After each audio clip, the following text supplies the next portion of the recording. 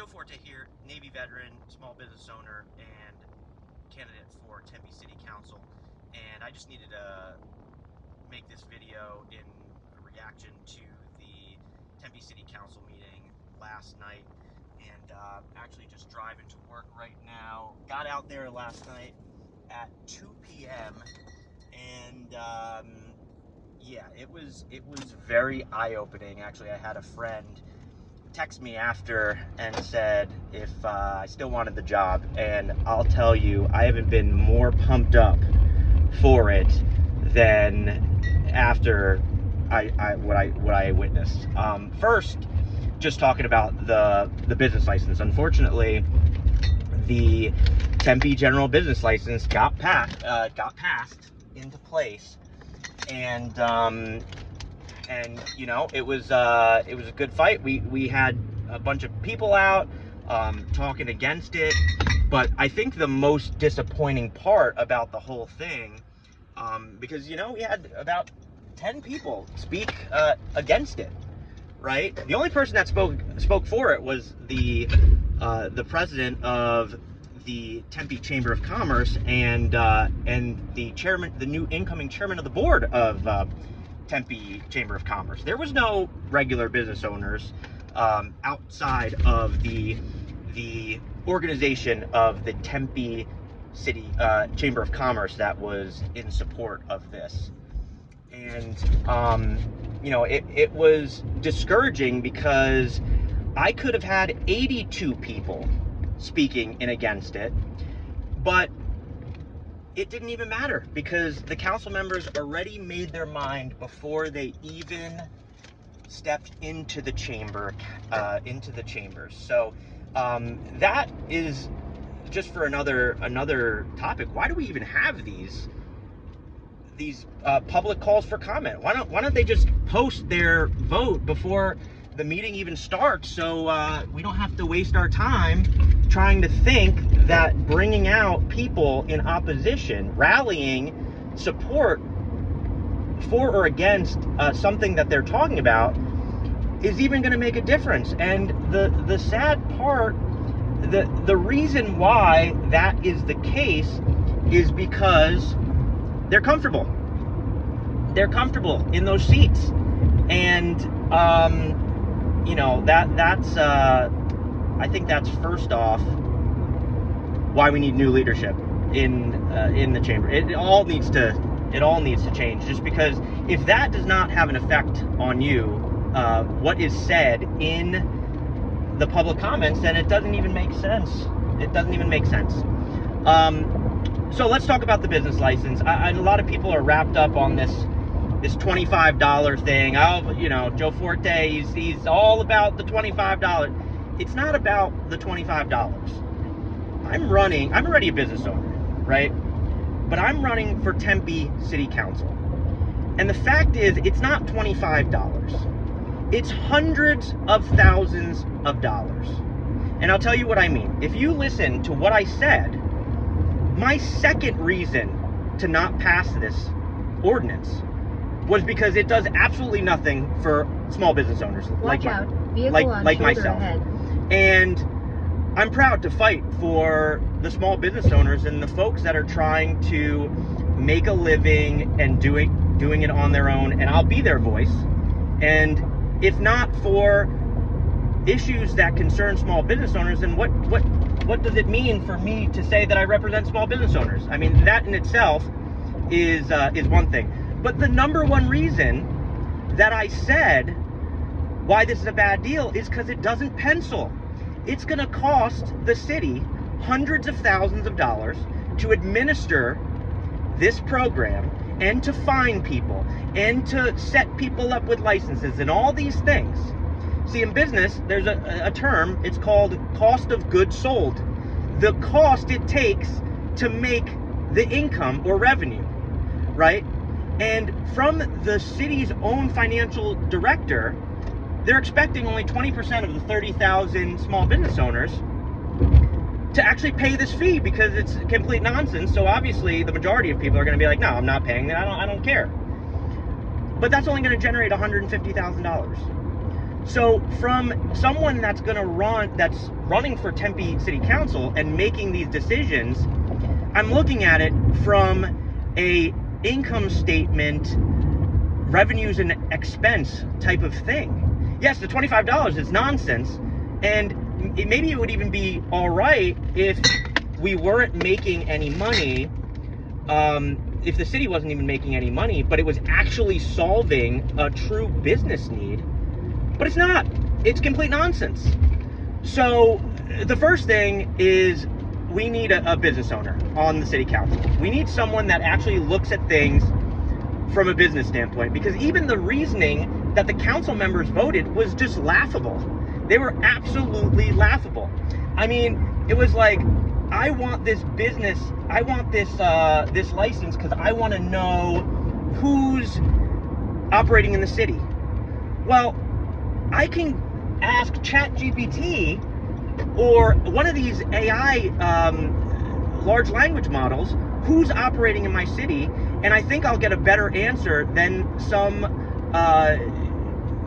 fresh out of school person that's working at the financial services office. Another comment was, if I was running a taco shop, I'd really like to know if there's other taco shops that would be located near me. Well, that's like business 101. That's like competitor analysis in your business plan. If you don't know what businesses are around you, frankly, you shouldn't even be opening a business. I mean, it's just absolutely ridiculous. So first, I mean, just like a case for myself, or at least someone with a business background, I think we just need that point of view on the council, and that's something that right now our council, it's a bunch of bureaucrats. You work for ASU, you work for a large business, you're retired. There's no one running a small business day to day and looking at it from this angle. And frankly, there's no one in the race with that skill set, even the people that are running to take on the incumbents. And the second thing, I go back now, we'll talk about the park ordinance, right? I mean, the fact that there was 82 people that came out and had absolutely no effect on the council members, and they already made their decision before it even started, is just, frankly, it's really a letdown. It's really a letdown, because I mean, it's just kind of one of those things where, again, it's like, why do we even have these things? But there was something that was said and in the meeting, and it was actually, I think, the chair of the Democratic Socialists, which was an interesting group to have out that night. But he said there was zero diversity of thought on the council, and he is 100% correct. And you know what? I'm ideologically, I consider myself a libertarian. I mean, I want less government in my life. And, I'm a registered independent because this is not about politics for me. I'm just someone who wants to get things done and find solutions to a problem. And this is the perfect example, because I started Keep Tempe Beautiful because I went to my park and I saw there was trash, and I said, you know what, I'm going to organize cleanups, and I'm going to get this done.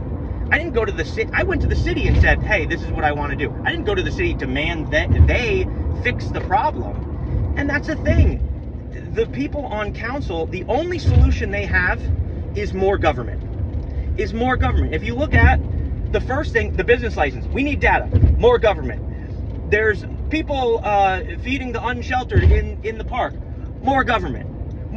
That's the only solution they have. And I would reason someone like myself who wants to take a less government approach, and an individual who, I mean, my motto is live and let live. And I believe that people should be free to live how they want to live, and try to have as much, or rather as less government as possible. And on this week of Independence Day, remember that that's what we fought for. We fought for independence from a tyrannical government. And And honestly, it's like this city council, I mean, I'm not going to compare them to King George, but I mean, it's like, you know, they are a unified front. And without people that I would argue thinks differently than them, there's going to be no change. And so I think that's, you know, with that, I'm excited to run for council, honestly. After that, I mean, I could see how people would be like, what am I doing here? And, you know, there were some times at this race that I felt that way, and, you know, the personal attacks and all that, which also are just completely unfounded in reality. And anyone that has spent just an iota of time with me would know I'm probably the least hateful person that anyone has ever met. So to even paint me as someone like that is just ridiculous. But, you know, I am looking forward to finding solutions, and this has encouraged me and motivated me to find solutions about this problem. You know, I want to reach out to the New Deal meal folks and try to find a solution. I want to work with Eris Foundation and Catherine and all these folks, and not because I'm trying to score points because I'm running for it's not even about that. It's about finding solutions to problems, preferably without government intervention. And I'm excited to do that. I would love to work with everyone in the city and outside of it, and work with the folks at the city, work with the fellow council members to find a solution. Because honestly, I don't know how these city council members are going to is going to build that bridge, man. Because that vote, the fact that out of all that, they boldly stood up, hey, 7-0. I mean, not even one. I mean, come on, man. This is just crazy. But anyways, you know, I'd love your vote for someone that's a Tempe City Council a Tempe voting member of the public. I would love to earn your vote and to show you that there can be better on that council, and I believe me as one of those council members would be definitely a positive change.